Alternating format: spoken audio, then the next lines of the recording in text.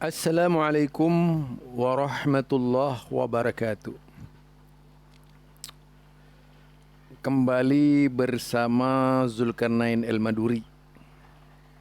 Kali ini yang diangkat berkaitan dengan Syekh Nasiruddin Albani. Tentu semua tahu, sebagai seorang muhaddis, tidak sedikit yang menggugat beliau.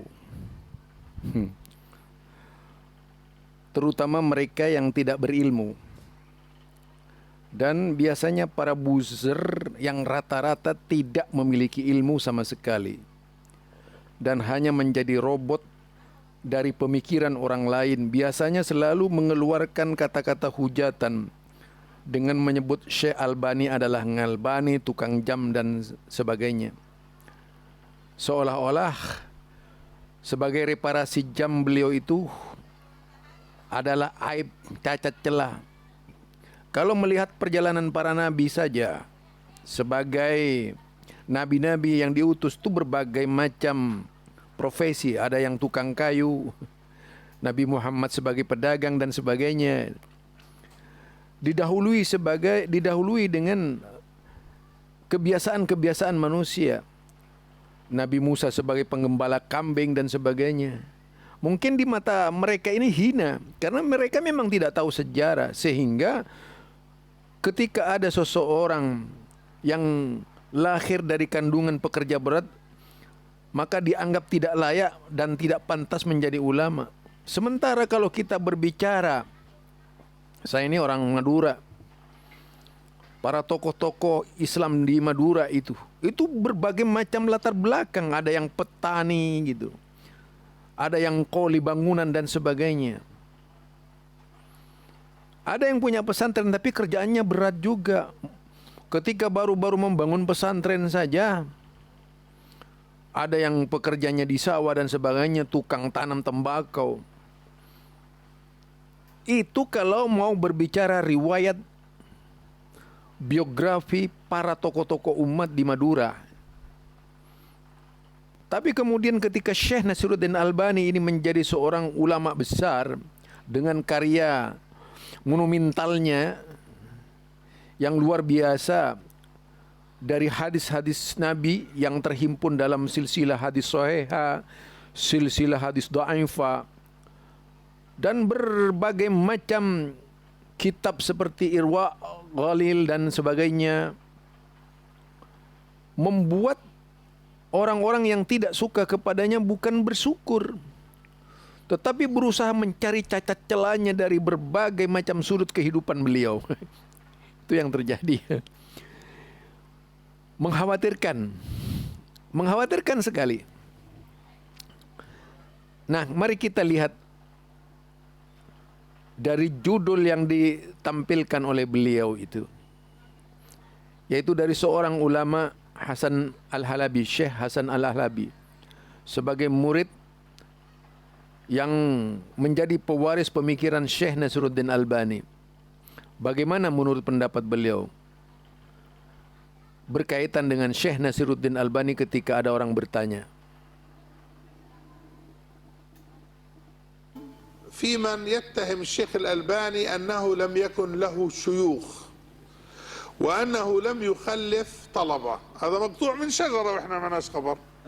لا حول ولا قوة إلا بالله. لا يقول هذا من يعرف العلم ومن يعرف تاريخ العلم. Jadi pertanyaannya itu yang dilontarkan, bagaimana pendapat Anda, katanya, tanya kepada ustadz itu, terhadap orang-orang yang mengatakan bahwa Syekh Nasiruddin Albani itu tidak punya guru gitu, dan tidak pernah berguru, dan tidak pernah menuntut ilmu. Jadi ini lucu ya, pertanyaannya orang yang bertanya itu lucu, karena memang menyimpulkan dari sekian banyak orang yang berpendapat bahwa Syekh Nasiruddin Albani, kita sering dengar itu Syekh Nasiruddin Albani itu nggak punya guru, nggak punya ijazah dan sebagainya gitu. Jadi beliau mengatakan itu orang yang tidak punya ilmu. Kalau tidak punya ilmu sudah pasti akan berbicara yang tidak-tidak. Seperti umumnya buzzer-buzzer yang ngaku aswaja di Indonesia ini, berbicara paling depan, menyingkap kebodohannya di depan orang dengan penghinaan yang luar biasa terhadap Syekh Nasiruddin Albani. Kalau dibandingkan dengan ulama-ulama mereka kenapa tidak dibanding-bandingkan dengan ulama mereka sendiri gitu? Apa karya apa ini? Seharusnya begitu. Kalau ingin menghina Syekh Nasiruddin Albani, rasanya dadanya itu plong, rasanya dadanya itu senang kalau bisa melampiaskan amarahnya terhadap Syekh Nasiruddin Albani setelah dicekoki dengan kebencian oleh guru-gurunya berkaitan dengan pakar hadis yang namanya Syekh Nasiruddin Albani ini. Jadi mereka ini menurut Syekh Hasan Al-Halabi adalah orang yang tidak punya ilmu dan tidak mengenal ilmu sama sekali, sehingga yang keluar dari lidahnya adalah perkataan-perkataan yang tak seharusnya keluar dari mulut mereka. Mari kita dengar selanjutnya. rahimahullah درس على عدد من الشيوخ وأجازوه ووثقوه. Beliau mengatakan,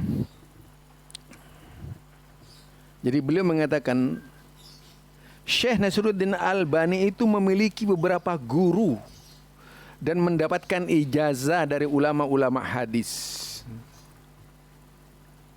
tentang kesiqohannya, tentang kejujurannya dan kealimannya. Itu yang disampaikan oleh beliau. Bukan hanya sekedar ulama yang tahu ta'rif sulam dan safina ya. Tapi adalah seorang ulama yang mengenal sumber agama seperti hadis-hadis Nabi dari guru-guru yang masyhur dan terkenal di masa itu. Mari kita ikuti selanjutnya. فقد كان مفتيا في بلاده وعالما من علماء الفقه الحنفي، وإن لم يكن من أهل الحديث، هو فقيه لم يكن من علماء الحديث، حتى أول ما رأى ولده يتعلم الحديث ويشتري كتب الحديث قال له باللهجة السورية: يا ولدي علم الحديث صنعة المفاليس، يريد أن ينفره من العلم. ومع ذلك سمعت شيخنا رحمه الله يقول: كان والدي في آخر عمره يسألني عن صحة الأحاديث وضعفها.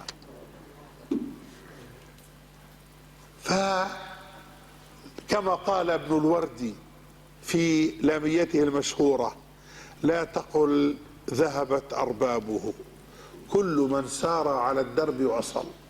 الشيخ درس على الشيخ سعيد البرهاني، الشيخ الألباني درس على الشيخ علي الطنطاوي وهو من.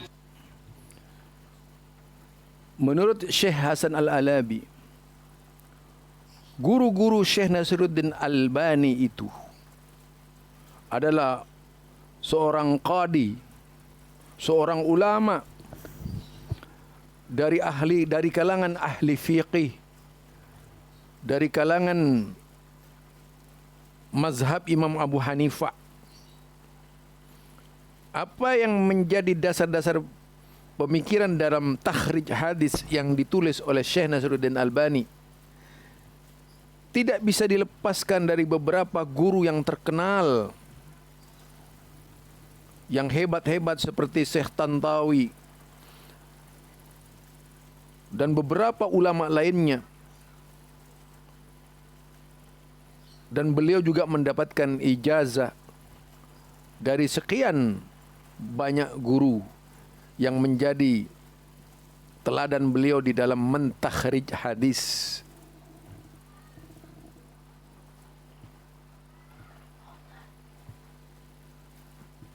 يقول وبهذا قال شيخنا في الإجازة الشيخ محمد راغب الطباخ. هذا كله رقم واحد كما يقال. النقطة الثانية نسأل نقول الدراسة على الشيوخ هل هي غاية أم وسيلة؟ هي وسيلة. وسيلة لماذا؟ لطلب العلم. وسيلة لطلب العلم. نرى الآن إخوة كثيرين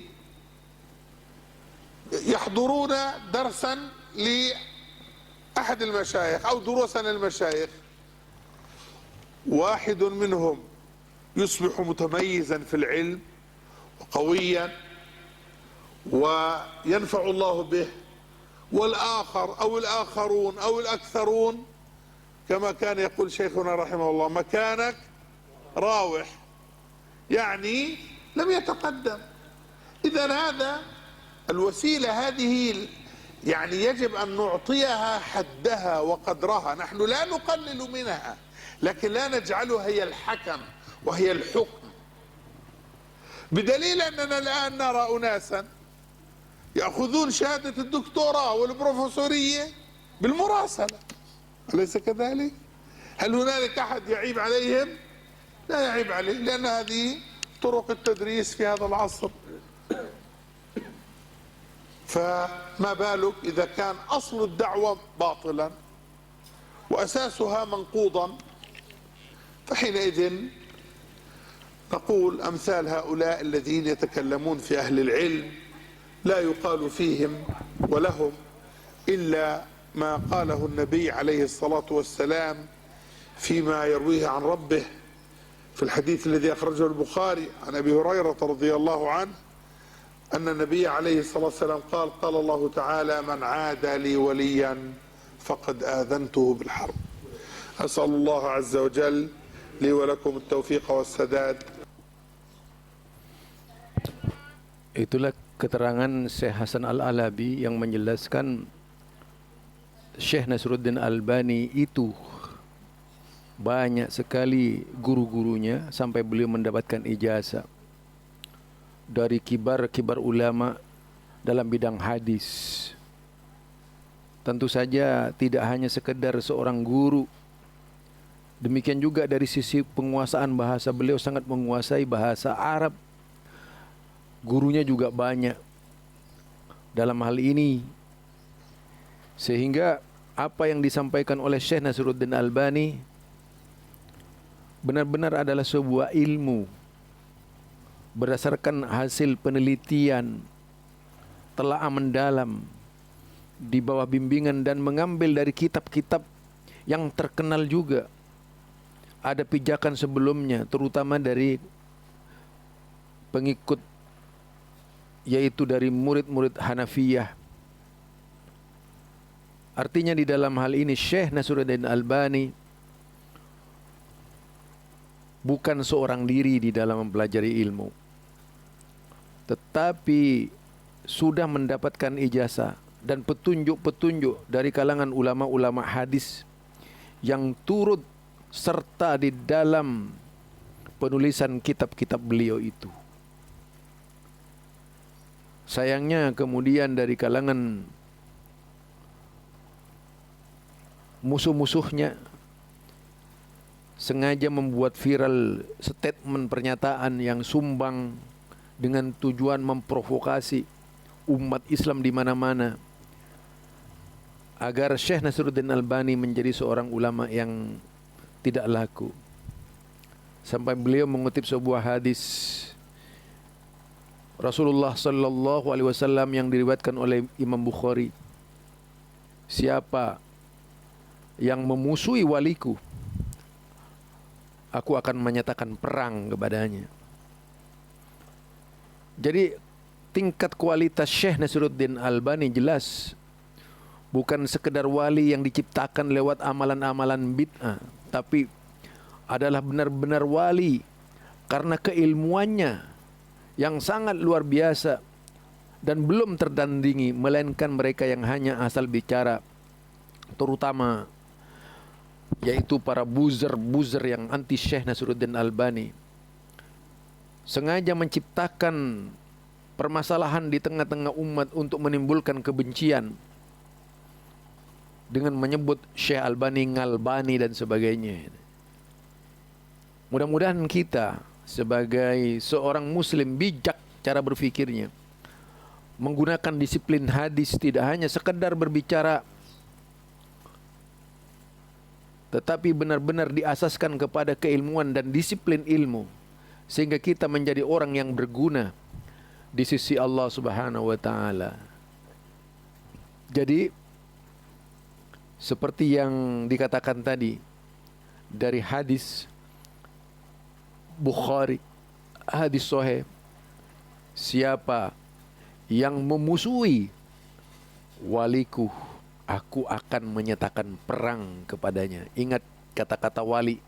Sejak zaman Nabi Muhammad sallallahu alaihi wasallam selalu digunakan bagi mereka yang benar-benar membela Islam, bukan orang-orang yang berjalan di atas kuburan, tapi orang yang benar-benar berjihad di jalan Allah dengan darah dan air mata, dengan ilmu.